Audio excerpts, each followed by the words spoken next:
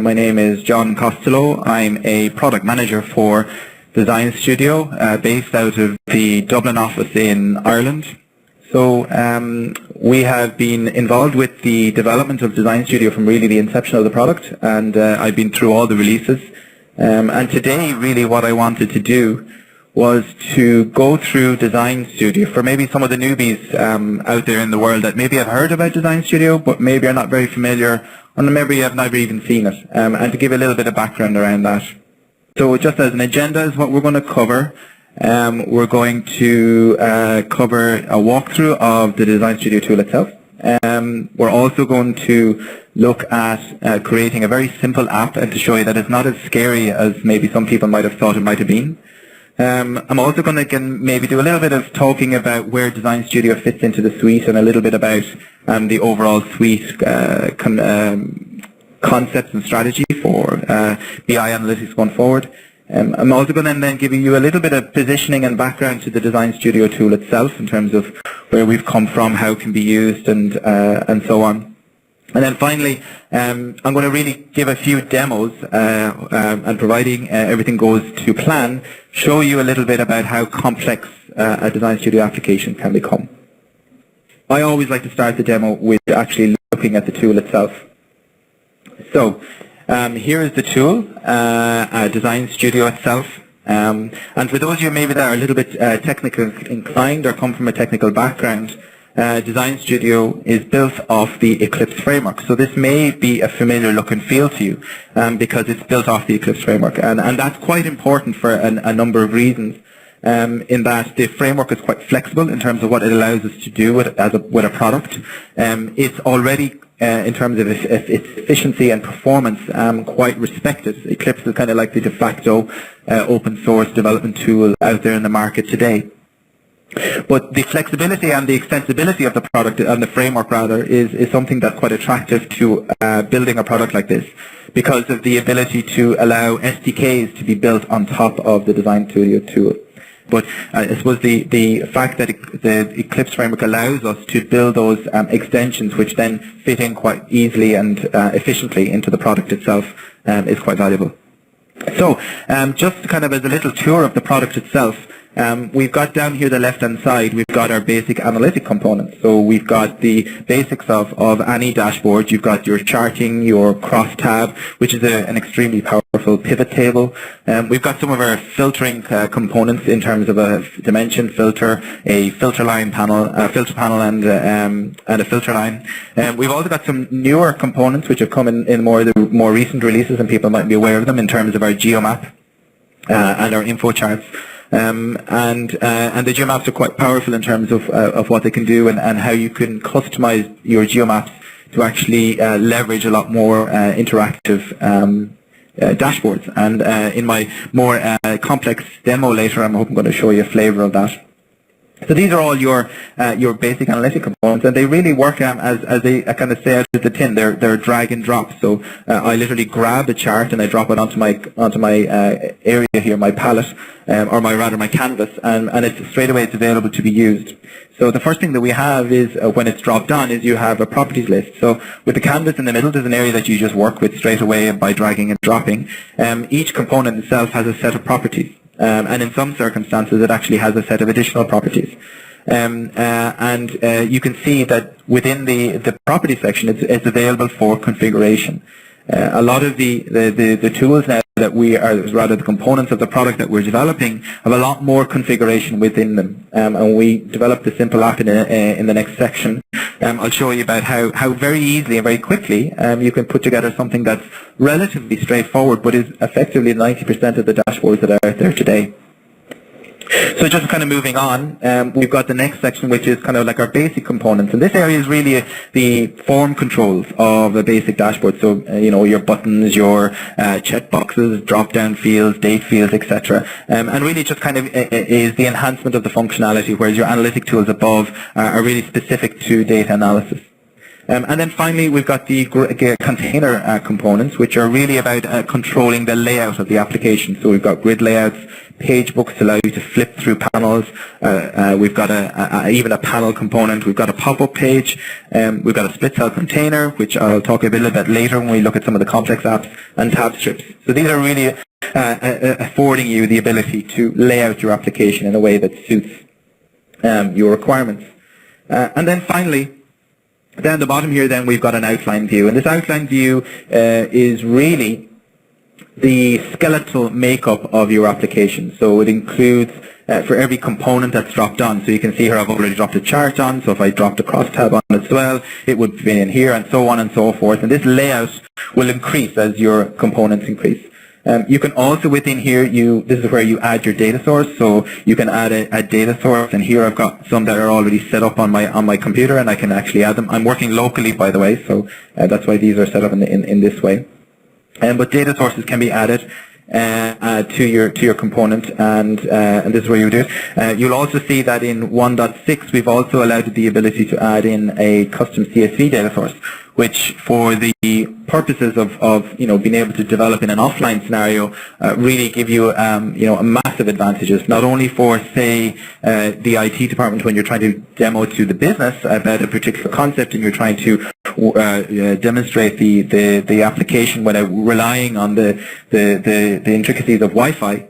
You have got the ability to run your demos offline with the CSV, but also for development of applications offline. So if you somehow are not in the office, or you need to be away from the office at some stage and you want to be able to continue development, it's there, and it's something that's come out in 1.6. We've also got the ability to add the custom data sources in here as well, and you can have the custom SDK framework that allows you to do that. We've also got this other feature, which is technical components, and these are really allowing you to add additional functionality in terms of how you're going to be adding to your product.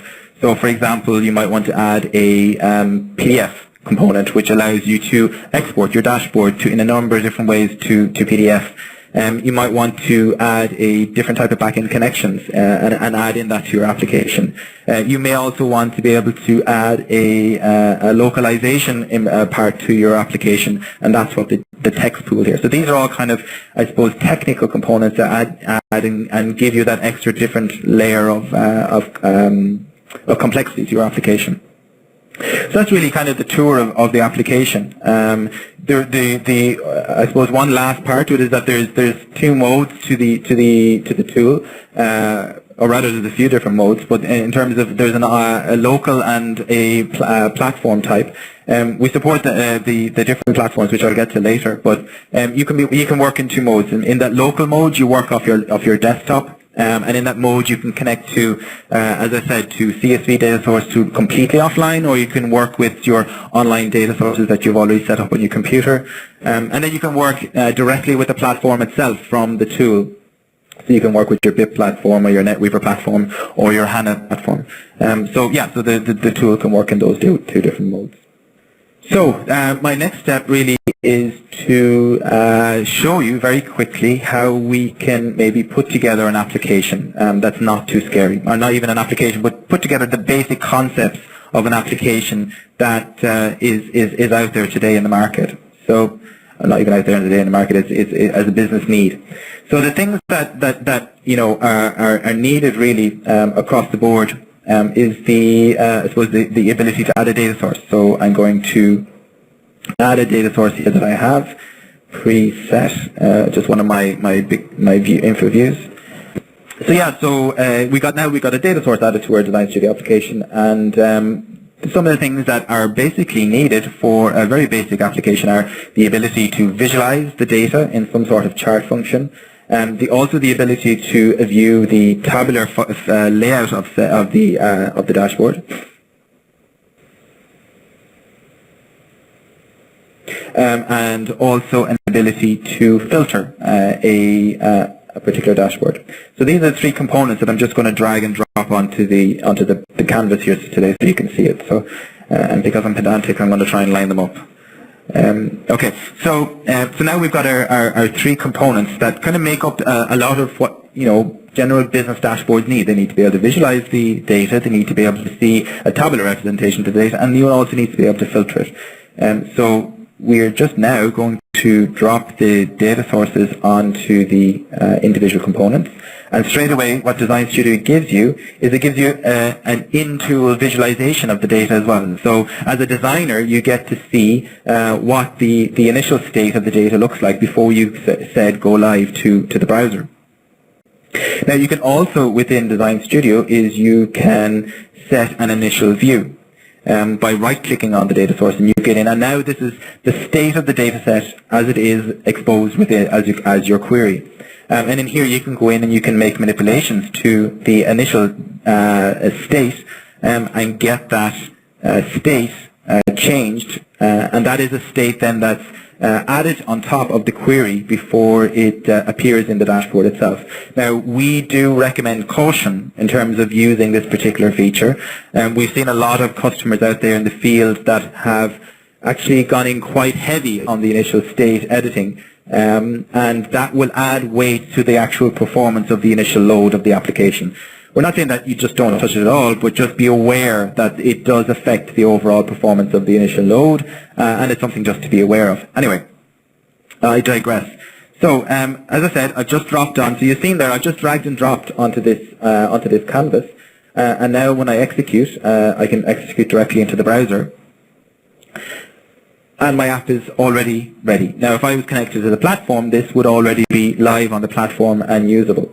And you can see that my data is already defined in my chart. It's already in my pivot table, which is this tab in the tab, and in the cross tab, and automatically the cross tab itself has some of the out-of-the-box features that you might want to use. So you might want to sort, you might want to change the display in terms of how, you might want to actually select the hierarchy, you might want to change some totals in terms of how it's set up, drill down, so on. And it automatically gives you out-of-the-box functionality. So again, you don't have to go and actually implement it in code and script as a lot of what had been in the product in the early days as we tried to get the product out there into the market. I can actually start filtering. So my filter panel can pop up. I can make some adjustments to the app. And there we go. You can see that automatically, straight away, and not very difficultly, I can put a chart, a crosstab, and a filter on a page, and I've managed to be able to straight away start working with the data and filtering it, and you've seen some of the out-of-the-box features.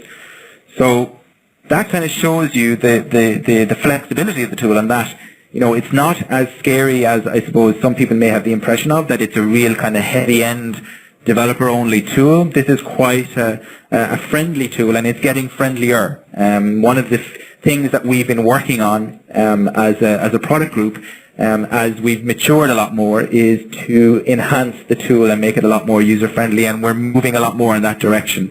One of the things you'll have seen there, the filter line, that's something, a new innovation, where we said, you know, we need to be able to give that filtering capability straight away out of the box.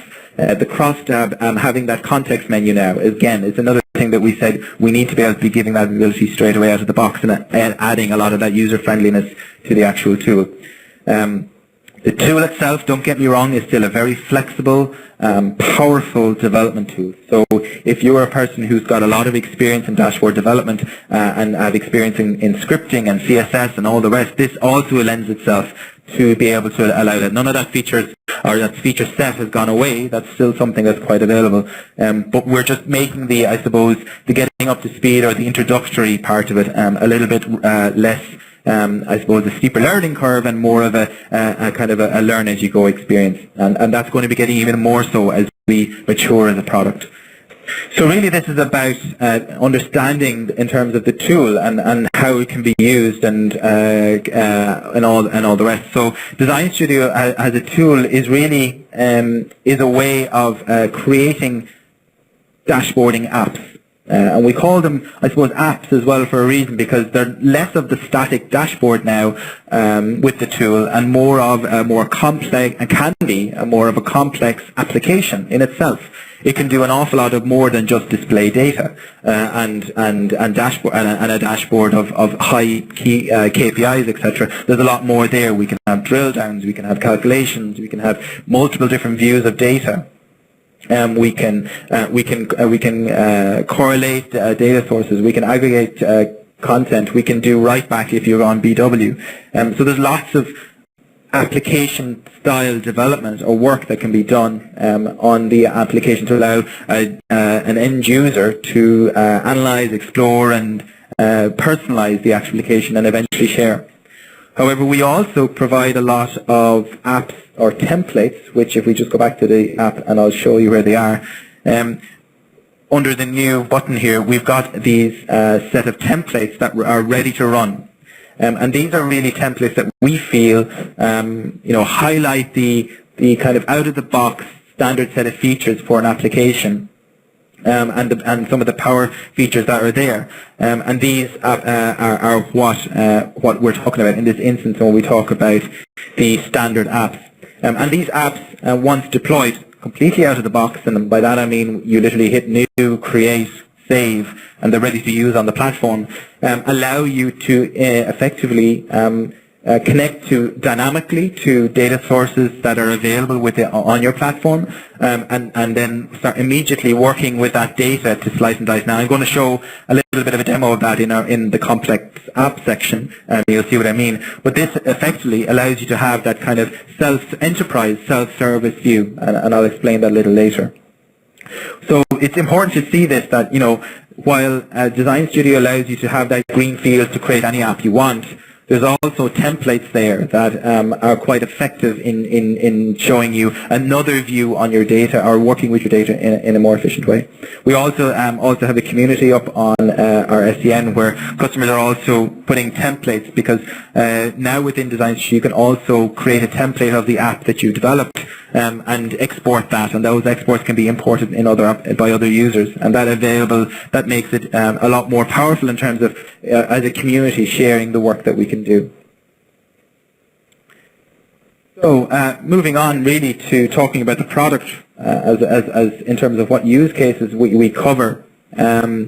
We've got what Design Studio really as a kind of a tagline. It allows you to create dashboards and sophisticated BI applications for any device without low-level programming skills. And I think I suppose I've indicated that with some of the things we've talked about in the first few minutes of this presentation. But you can see that not only can you start quickly getting an app up to work, by working within the SAP framework of the BI platform and Design Studio, you automatically get advantages of all the in terms of our mobile applications. And with the Mobi app that you can download for free from the App Store, you can straight away start working and having your Design Studio applications not only working on the desktop but also on mobile applications as well. So very quickly there's a complete package there for you already. We have, with the access to the platform, we have full availability of working with all the SAP data sources in terms of working with BW, working with SAP HANA, BW on HANA, also working with universes, and very importantly with 1.6 we removed a lot of the limitations that we had around universes in terms of our support for the different types of universes, particularly around multi-source universes, and that's something that is quite an important feature, I suppose, from a business who is working within the SAP community. There's also seamless enterprise data connectivity to some of the SAP BW and some of the features that come with the BW data source, in terms of something that I mentioned there earlier in terms about some of the commentary features that came in with some of the later versions of BW 7.41, I think. So there's a lot of that's available straight away. It seamlessly works out of the box with a Design Studio crosstab, and also the ability to have write-back features on BW. And we also have a planning template that actually allows you to work with that straight away. So again, you can see how you can get a lot of powerful functionality by being within the SAP universe. There's a lot of, as you've seen with the drag and drop functionality that I had, there's a lot of WYSIWYG features, and you saw that yourself live in the demo I gave earlier, in terms of once you add a data source within the canvas itself, you automatically can see the data, what it's going to look like before you push it out to a browser, and you can manipulate and work with that data locally before you start working with it. A lot of the layout containers are very powerful in terms of what you can do. I suppose one of the things to note is that in a mobile sense, one of the only container that we really support to date for touch events is the page book. And this allows you to swipe between pages. Touch is something that is a function that's coming on the roadmap, and it's something that we're looking to do. And mobile in the next 12 months to a year is something that we really want to start investing in and getting better. I think I mentioned a little earlier in terms of the actual tool itself. While you can work in a script fee standard in terms of the filtering, and you've seen that. It also is highly customizable in terms of the logic you can add in terms of scripting. So for those of you that are new to the product, the scripting we have within the product, and I'll just quickly go back here so you can see a little bit of that. Excuse me. I'll just add a button here so we can just kind of start looking at it. So I've got a button here. And every component, just so you know, has, I suppose, an on-click event. And this effectively allows me to add functionality to once I've interacted with this component. Now, other components will have different click events. Some will be on change, some will be on load, etc. But this is a button, so it's on click. And effectively, within we then provide you a script editor, which allows you to start working with the scripting language that we have within Design Studio. And it effectively is, what it is a subset, whittled down version of the JavaScript language. And it's fully documented. It's got full editor help in terms of where you can go with it, and it's extremely powerful in what you can do, and allows you to add that extra layer of complexity and functionality that you might be needed within your application. And then again, I think I mentioned it earlier in terms of the extensibility and why we picked the Eclipse framework in the first place.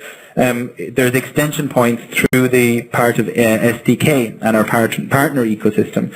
So if you go look on the SDN, you'll see that there is a huge community of developers there already developing new and exciting components for Design Studio. So if you see that within the actual application itself that there is not something, a component in here that's meeting your specific need as a customer or as a business, you can also go out to the community and have a look and see what's out there. They have a massive array of components that are already out there as a community on the SDN, but also on our marketplace we have a lot of partners who are already developing SDK components for the community as well.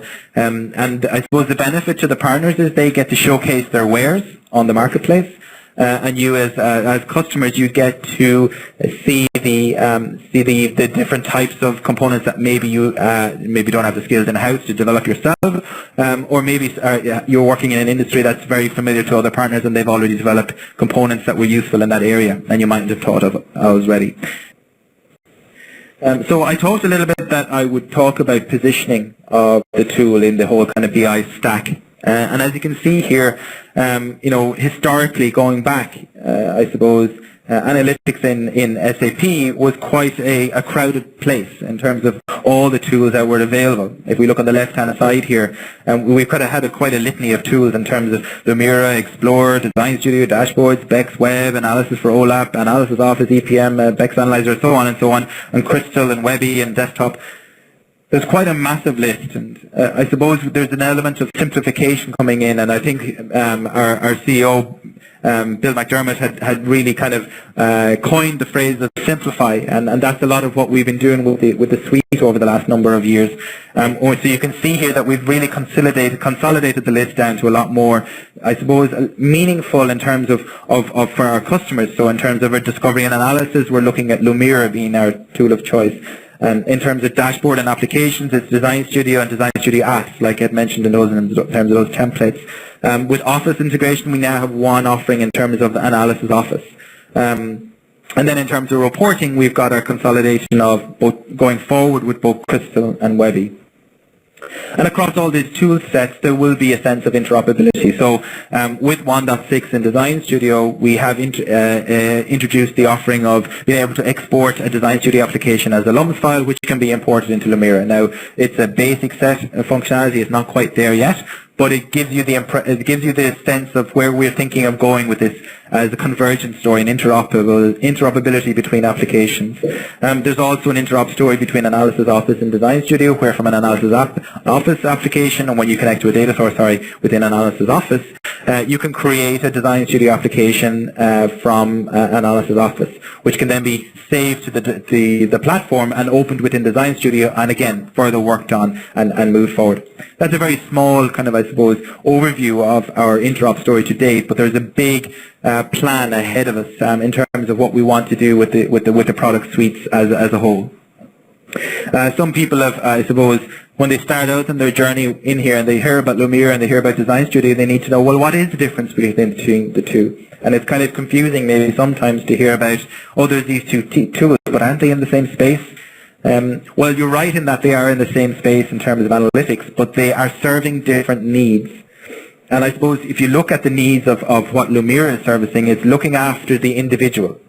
It's the individual within the business that needs to get access, that has access to all these data sources, but wants to kind of merge them and work them together, merge them and produce something very quickly individually, maybe even individually within their business unit, and share that with their colleagues maybe within the business unit. So it's really about the individual and who wants to work with it. Design Studio, on the other hand, is more about the enterprise. It's more about the many. It's about the individual designers within the IT department trying to service thousands in the business units, and being able to scale robustly for that need. With the introduction of Design Studio apps, we're hoping that we can accelerate the learning curve and the actual kind of, I suppose, workflows that we see are quite common, to be able to enable IT departments to be able to build those applications that can service their business users. So if you think of it as a spectrum, as that at one end of the spectrum, on the left-hand side, I'm an individual in the business unit who has access to all these data sources and wants to work with it, but I don't have a tool yet. Well, Lumira is servicing that need. And at the other end of the scale, we've got our enterprise business clients. We've got IT departments who are and power users who are servicing thousands and thousands of end users who want to consume their data and are not really interested in building and working with data. So they're two opposite ends of the scale. And I think a lot of the plays that you're going to see in the next 2 years with these two tools is you're going to see a lot more of that interoperability in terms of, the business already has worked with Lumira, they've created something that they work with, they like, and wouldn't it be amazing to be able to hand that over and be able to just open it in Design Studio as is and work with it and develop it further. They're the types of things that are going to be coming in the future, in the very future. And it's something that I suppose is a real strong play from SAP as we go forward.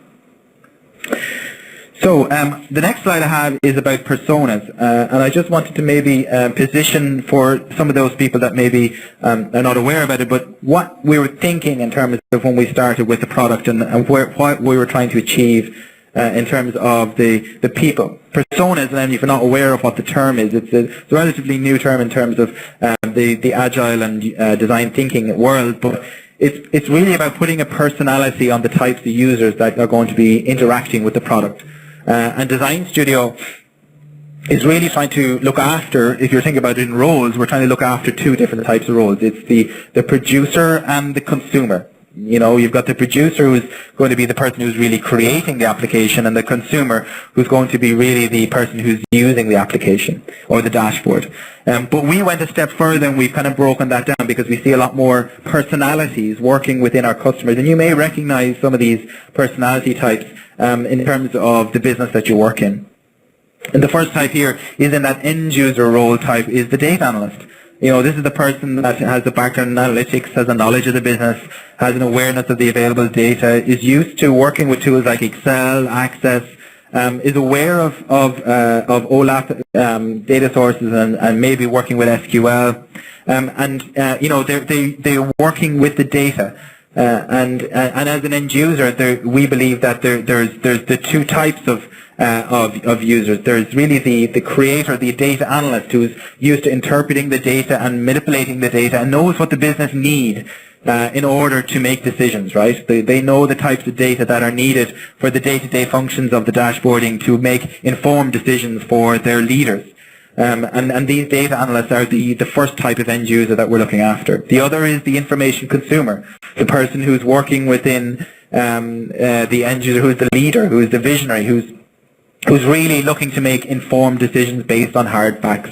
And they are really relying on the data within the dashboards and the applications to be number one, reliable, number two, performant, and number three, that they are giving them the information that they need at the time they need to make the decision. And we know those two types of personalities exist within the business and the end users, because we've been talking to a lot of customers who have recognized that. The other then is, at the other end of the scale, is the application designer. Now, the application designer is quite a funny persona, because they sometimes find themselves straddling the two worlds of the producer and the consumer. They can be a power user within the business that actually has IT skills, that actually works with IT, or can be an IT user who has very extreme familiarity with the business and is used to working with them and deriving the requirements of the business that's needed. They would have a scripting knowledge, they have an understanding of data modeling, and they would be very aware of the Design Studio or of the SAP tools in terms of Excel, CSV, WAD, and data visualization. They're familiar with web interaction, etc. But they're also finding themselves as the go-to people for the business. The business usually find themselves talking to this person to really get them to understand the business requirements that they need. And this application designer really is very familiar. They would be doing a lot of those mock-ups and requirements gathering. So that we know that person exists, and potentially that person is going to be a power user that's potentially using the tool. And then we have our true traditional types that everyone would automatically assume is just what Design Studio is for. But as you can see, there's a whole lot of other personalities that are going to be interacting within the Design Studio sphere. We've got our application developer, who is really the guy in the business in IT that really knows everything. They probably could tell us here in development a thing or two about development. They very adapted at app development. They've got HTML, CSS, JavaScript, you name it. They're probably thinking of languages to use that we haven't even thought about yet. They've got extreme analytical brains in terms of problem solving, and they're the guys that are really going to be getting down into the nitty gritty of building the application that the business really need, in terms of the complexity and the scripting that's needed. And then we also have the administrator, the person who is kind of there on go-live weekends, the person who is rolling out environments, who's setting up environments. Design Studio, we have, I suppose, an awareness of that persona as well, because we have a contribution to the BI platform. So you as a customer, when you get Design Studio, you not only get the tool that I've shown you as well, but we also have an add-on to the BI platform and an add-on to the NetWeaver platform, which effectively gives you a functionality or additional functionality on that platform for the administrator that the administrator can leverage in order to help the needs of the application developers and the end users.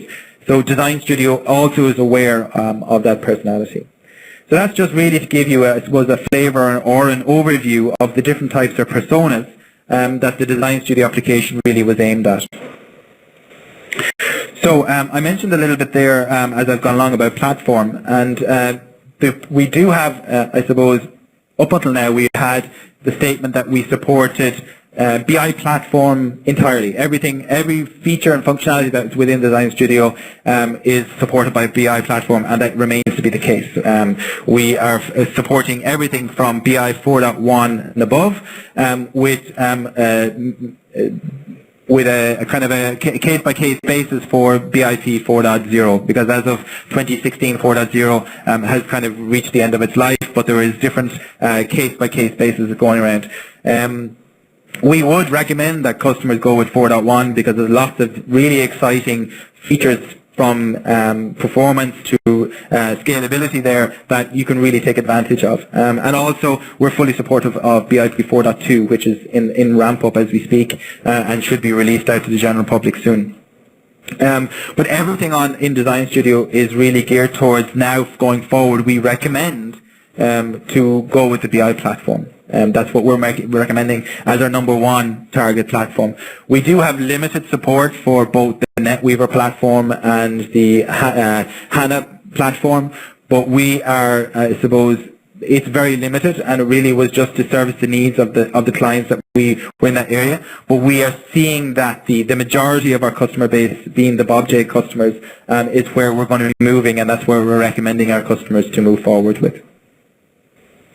So now that I've kind of, I suppose, maybe gave you a flavor of what the tool looks like, what it's used for, how you can put something together more simple, I really want to show you a few of the complex apps that Design Studio, I suppose, has the capability of. So this is a very complex dashboard, which I think was built by colleagues of ours in Waldorf. But it's a gorgeous dashboard in terms of being able to showcase the capability of Design Studio 1.6. And I just wanted to kind of show you guys the capability of here. So you can really see here some of the things that the tool can do. So right away, you can see out of the gate, we've got these KPI tiles that allows to give us kind of high-level figures. We've got a chart here, but we've got some of these features here. You're maybe not quite sure what they are, and I'll show you in a minute what they're for. And we've also got this new feature 1.6, which is a scorecard. Up until now, we haven't had one. With the advent of 1.6, scorecard is something that's come out, and it is super exciting because what you can do with it is quite impressive. And also then on the left finally is the geomap, and this geomap functionality came with 1.6 with the addition of being able to add a chart type of a pie chart to the layers. You'll see that there's multiple layers that can be added on the geomap. There's going to be, I'm sure, a geomap webinar coming down in the series, and it's something that we can get into a bit of detail in that time. But today I just want to show you how you can drive the visualization and the story for the user through a geomap. So let's just do first here. So I'm going to click on the first state here, the first region. So I've got to drill down immediately on my region, and now I've got my layers for each of the different states within that region, and you can see that I've got an overlap of what the sales value for each of those regions was. But also, if you'd notice that all my tiles have updated to reflect that region, my chart is updated to reflect that region, but also, more importantly, my scorecard has updated to reflect it. So now we're looking now that the region is central and the icon is, and that's all being able to be done via scripting and via configuration within the scorecard as well. One of the new features, again, with I suppose 1.5 was this introduction to being able to, on the fly, be able to change the type of chart you have. So, usually these type of static charts would need you to, as a business user, to go back to IT saying, well, look, actually, instead of a bar chart, I need a line chart. Or today I want to have a scatter chart, or a pie chart. And these are things that you would have had to go back to, the business would have to go back to IT before to actually do. But this now, and as easy as you saw me dropping in the filter lines panel that we dropped in earlier, this itself is a component that you can drop on and you add a data source to, and it works out of the box, which is fantastic. But again, just showing you how we can further drive, we now have drilled down into the actual state itself. And again, the tiles have all updated, the charts have all updated, and our scorecard can update. Now you can see here, and we might just zoom in a little bit just to kind of show you what they kind of look like. But these little icons are custom icons. So as part of 1.6, we had an icon component which allows you to create new icons. And effectively, you can make your marker whatever you want. So if your marker it can be anything you want, which is fantastic in terms of the icon, and it gives you a lot more customizability in terms of the geomap itself. And again, all driven from the geomap itself.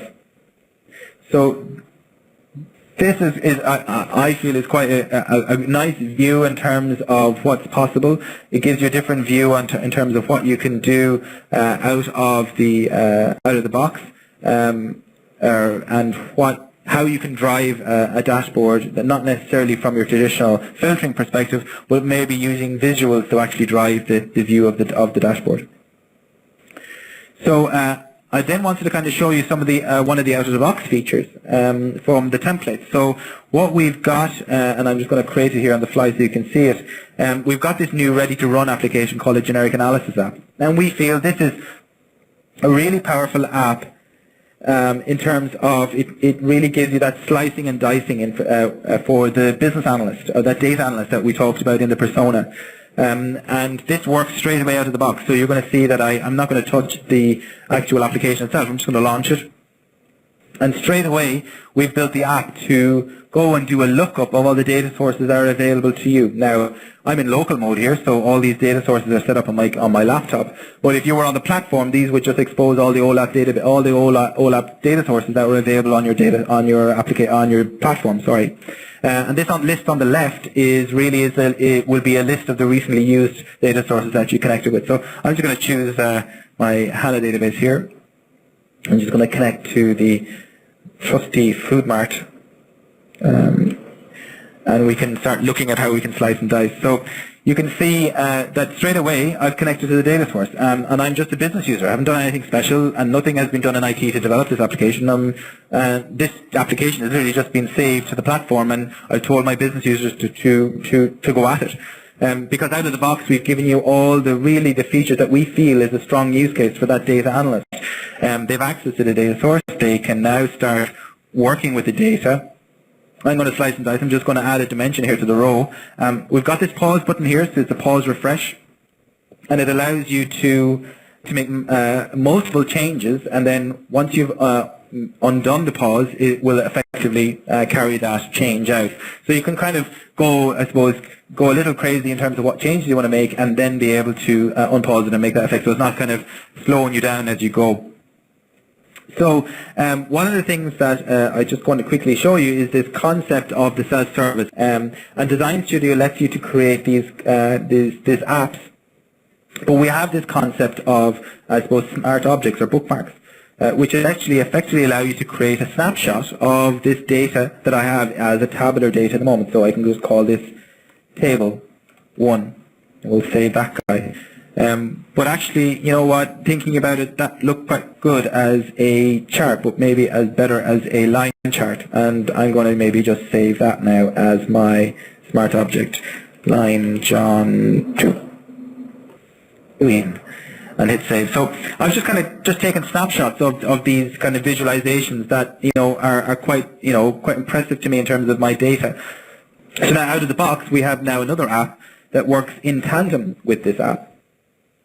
And this is what we've called in our ready-to-run online composition, because it effectively allows you to add a sense of self-service to the app. So out of the box, the first one, which was our generic analysis app, allows you to connect to data sources and work with that data and visualize that data and save little snapshots of it.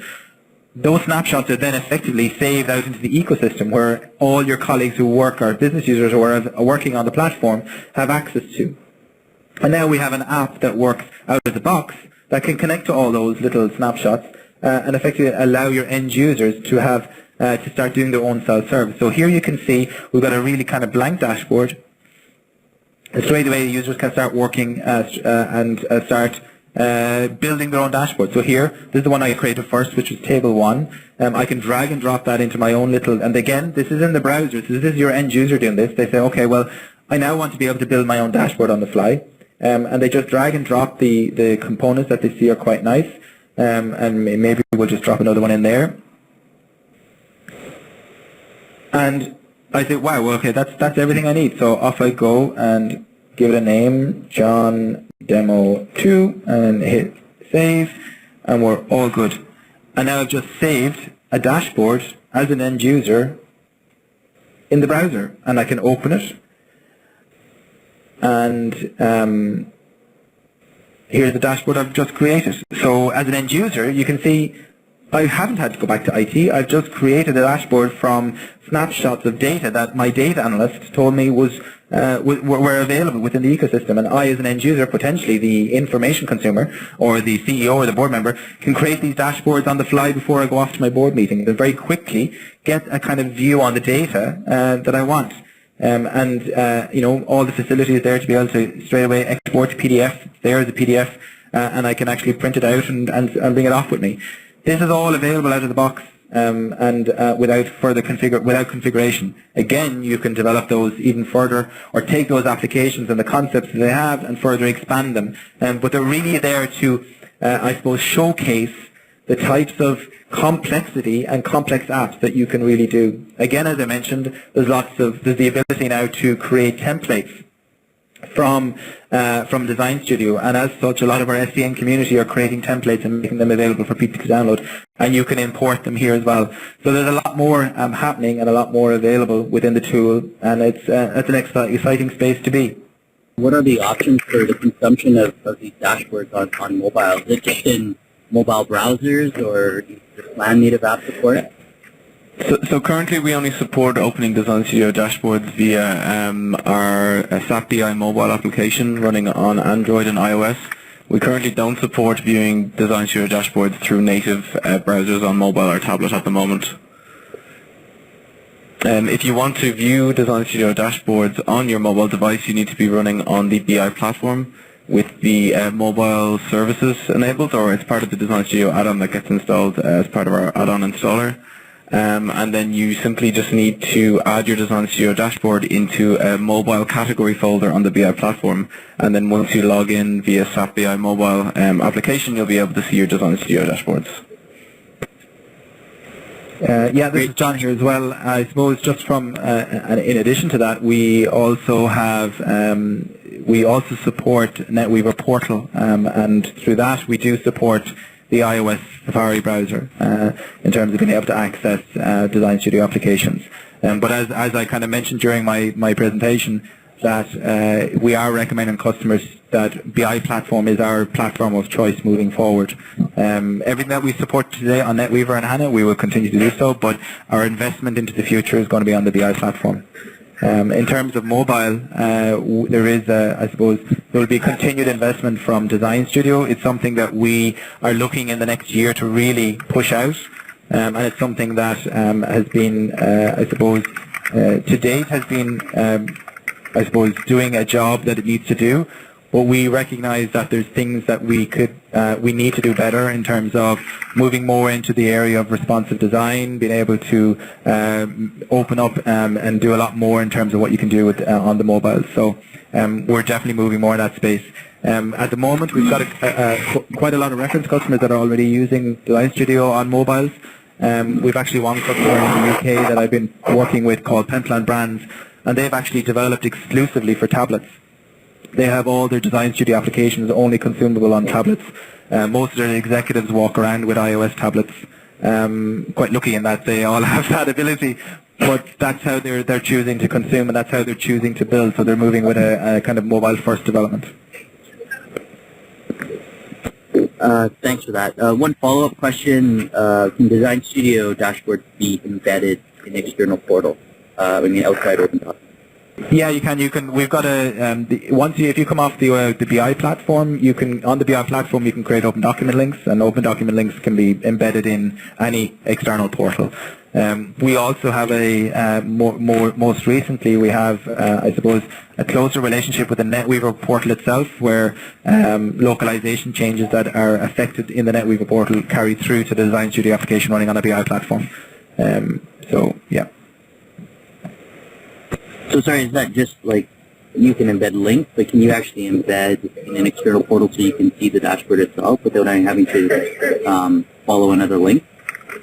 If you want, you can embed your Design Studio dashboard via open document link in an iframe. So if you embed it in an iframe on any web page, it'll open and render.